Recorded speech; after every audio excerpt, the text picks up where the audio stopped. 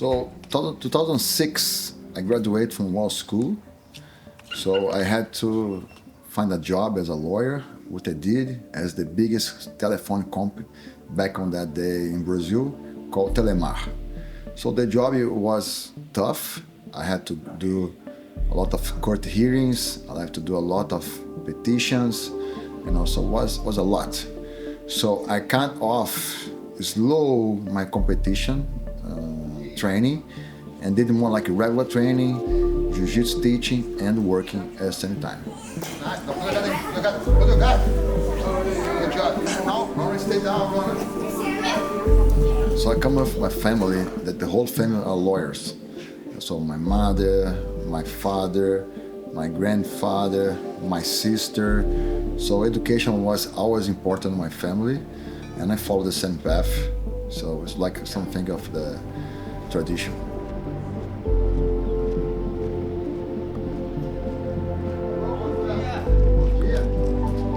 I believe that we have to practice what we preach.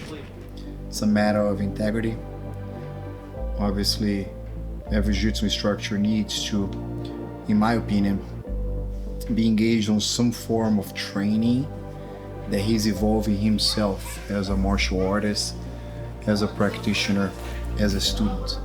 And obviously as a student, we gotta learn the technical part of Jiu-Jitsu. We have to take care of ourselves, our bodies. And competing for many people is a great way to stay motivated and stay on the top of our game. But again, it's one of the pillars. It's definitely a very important one, but it's just not enough. So teaching is something very important in my life because I can help others like Jiu-Jitsu helped me. So the transmission of knowledge, transmission of the lifestyle of Jiu-Jitsu.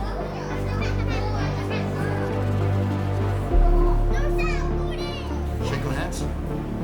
Shake your hands. Fight. 6, 7, 8, 9, 10. Stand up again, jumping jacks. 1, 2, 3, 8, 9, 10.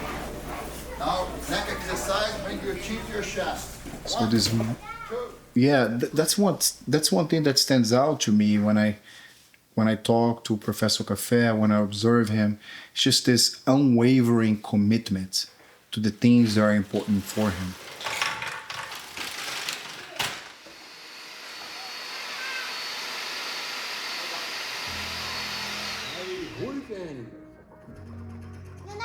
University in Brazil, teaching law. Actually, I won 3 times the best teacher of the year on my law school. In his case, in the field of law and political science. It's curious to me. Those things don't necessarily blend in together, but I know enough that if you see the way in one thing, by applying what he learned on the mat. So he learned the way of mastery in Jiu-Jitsu, and he brought the way to another area of his life. And I'm pretty sure he's following the same set of principles.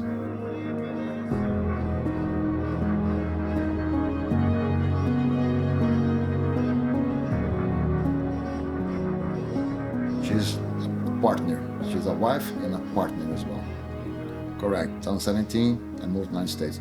So I lived a kind of a good life in Brazil, but safety always was an issue because, being a husband and a father, you always be, afraid that something bad will happen with your family.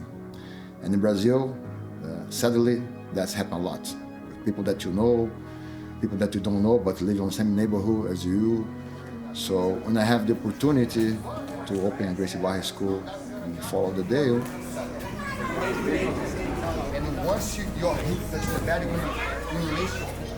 to have his kids, to be a family man, to be able to build a business, runs multiple Gracie Barra schools in Florida. He's one of our most important leaders in the region that helps steer the region on the right direction.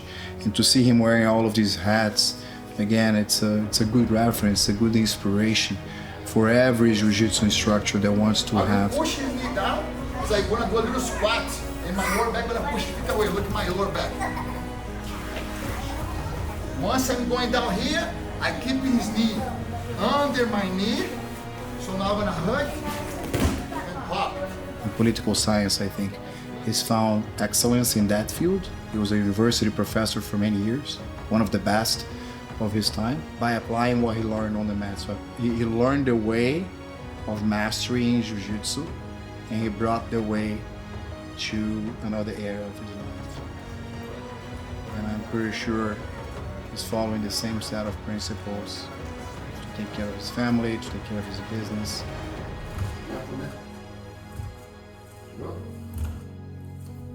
So the transmission of knowledge, transmission of the lifestyle of Jiu-Jitsu is something that makes me feel very good and realize that it's not all about me, but about to serve others and make others better.